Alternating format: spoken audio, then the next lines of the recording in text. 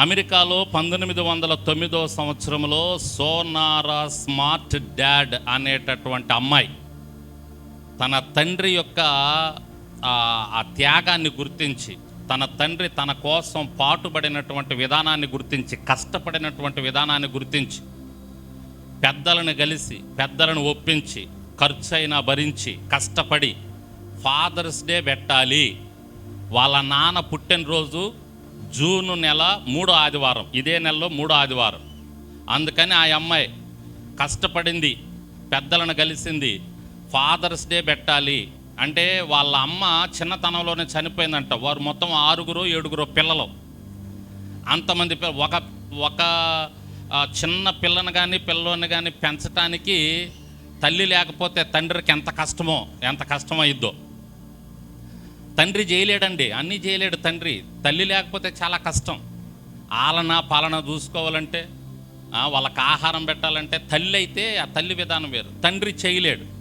అయితే ఈ 6 పిల్లలు పుట్టగానే తల్లి చనిపోయిందంట చిన్నతనంలోనే. ఈ తండ్రి, ఈ అమ్మాయి, ఈ సోనార్ స్మార్ట్ డాడ్ అనేటటువంటి ఈ అమ్మాయి తండ్రి, మొత్తం వారు 6-7 పిల్లలైతే వాళ్ళ నాన్న కష్టపడి పెంచాడంట వాళ్ళని. వాళ్ళ ఆలన పాలన వాళ్ళకి ఏ ఇబ్బంది కలగకుండా చూశాడంట. దానికోసం ఎన్నో త్యాగాలు చేశాడంట, ఎన్నో బాధలు పడ్డాడంట. ఇదంతా చిన్నప్పటి నుంచి ఈ అమ్మాయి చూసుకుంటూ వస్తుందంట. ఇది గ్రహించి ఆ అమ్మాయి వాళ్ళ నాన్న చనిపోయిన తర్వాత వాళ్ళ నాన్నని పుట్టినరోజున అందరూ గుర్తు చేసుకోవాలి, వాళ్ళ తల్లిదండ్రులు, వాళ్ళ తండ్రిని, ప్రాముఖ్యంగా తండ్రిని అని చెప్పి ఆ అమ్మాయి కష్టపడి ఆ పెద్దలను కలిసి ఈ రోజున ఫాదర్స్ డే అని. అది ఆ తర్వాత సంవత్సరం రోజుల తర్వాత అమెరికా అధికారులు వాళ్ళు ఏం చేశారంటే, ఇది నిజమే, ఇది కరెక్టు, ప్రతి ఒక్కళ్ళు కూడా తండ్రిని జ్ఞాపకం చేసుకోవాలని చెప్పేసి అమెరికాలో మొట్టమొదట పబ్లిక్ హాలిడే పెట్టారంట. ఈరోజు వాళ్ళ తండ్రులు చనిపోయి ఉంటే వాళ్ళ తండ్రులని గుర్తు చేసుకుంటా, వాళ్ళ తండ్రులు వాళ్ళ కోసం ఎంత కష్టపడ్డారో, ఏమేం చేశారు.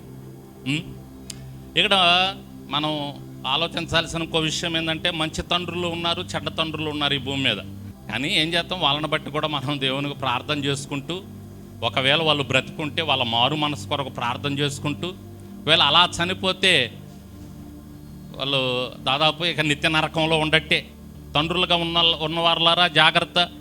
వాక్యానుసారంగా నడిస్తే మీ పిల్లలు మిమ్మల్ని బట్టి గౌరవిస్తారు, మీ పిల్లలు మిమ్మల్ని బట్టి ఆనందిస్తారు, మిమ్మల్ని బట్టి దేవుణ్ణి స్తుతిస్తారు.